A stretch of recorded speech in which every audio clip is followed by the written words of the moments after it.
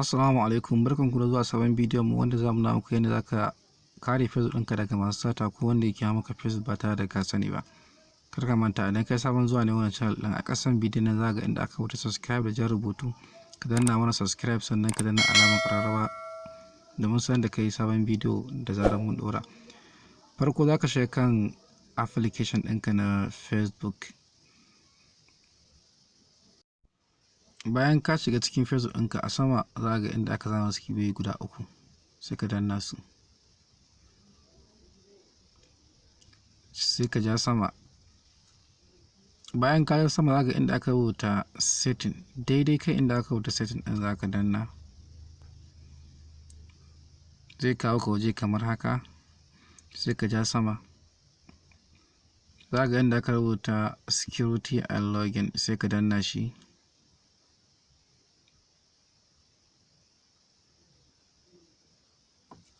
Bayan ya kawo ka waje kamar haka, za ga inda aka rubuta use two-factor authentication, sai ka danna, zai kawo ka waje kamar haka. Na farko za ka iya amfani da application ɗin authentication number, na biyu kuma za ka iya amfani da number ta waya wadda ka buɗe Facebook ɗin da ita. To mu za mu yi amfani da ita, sai ka danna daidai kan wajen. Farko zai kawo maka number ka wadda ka buɗe Facebook ɗin, ta biyu kuma zai kawo maka zaɓi in za ka sa wata number daban. Mu za mu yi amfani da number da muka buɗe Facebook ɗin, sai mu danna continue.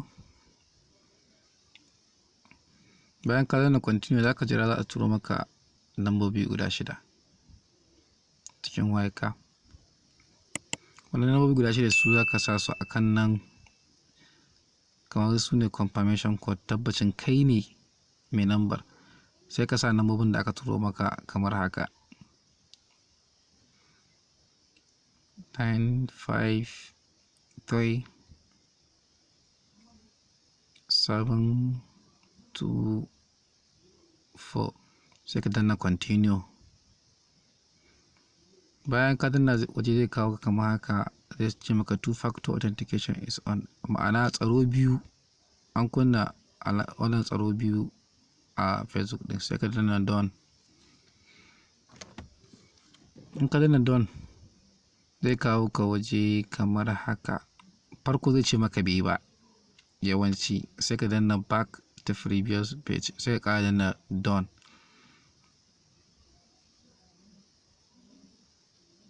Bayan ka danna done zai ce maka alamu yayi.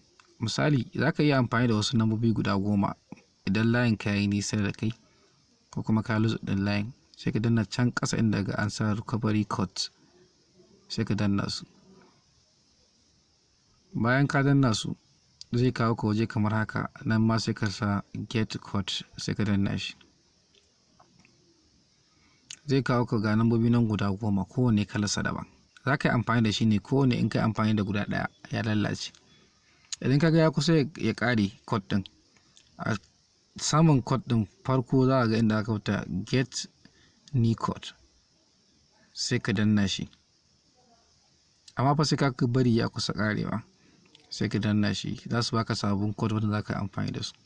Ba mu fita daga Facebook na gwada muku yadda zai kasance idan an yi login ɗin shi a wani Facebook ɗin. Misali ka sa Facebook ɗinka a wani wayar, ko wani zai hau a kan wani wayar. Bayan danna password ɗin,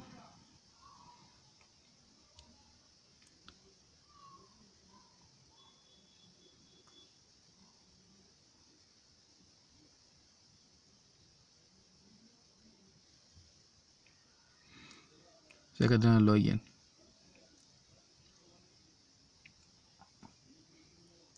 Bayan ka danna login ya ce login code required, ma'ana za a turo maka wani confirmation code guda 5 ko 6. Idan aka turo maka su sai ka sa su. Idan ka rasa wancan code ɗin, za ka sa ba a turo maka ba, sai ka danna resending code. Idan kuma an turo maka sai ka sa su kamar haka, sai ka danna continue.